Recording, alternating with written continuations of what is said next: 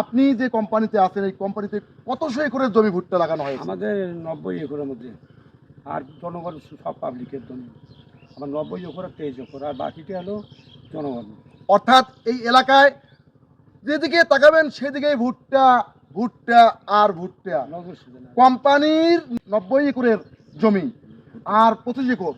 দর্শক, একটি কোম্পানির আদৌলতে কয়েকশো একরের জমি ভুট্টা ক্ষেত, যেদিকে তাকাই সেদিকে এই ভুট্টা ক্ষেত আর ভুট্টা ক্ষেত। অসম্ভব সম্ভব করেছে এই কোম্পানিটি। এই কোম্পানির পরিচর্যায় একজন ব্যক্তি আছেন এখানে। আমি এই ব্যক্তিকে কিছু প্রশ্ন করব এবং ইনি কিছু কথা বলবেন।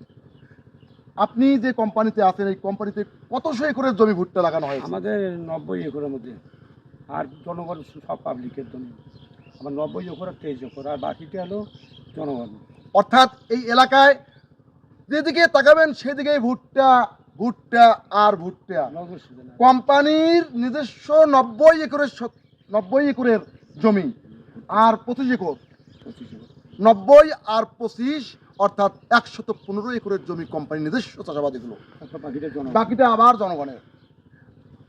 সেই ভুট্টা ক্ষেতগুলো আমি আপনাদেরকে ভিডিও চিত্রের মাধ্যমে উপস্থাপন করলাম। দর্শক, আপনারা ভালো থাকবেন, সুস্থ থাকবেন। আল্লাহ হাফেজ।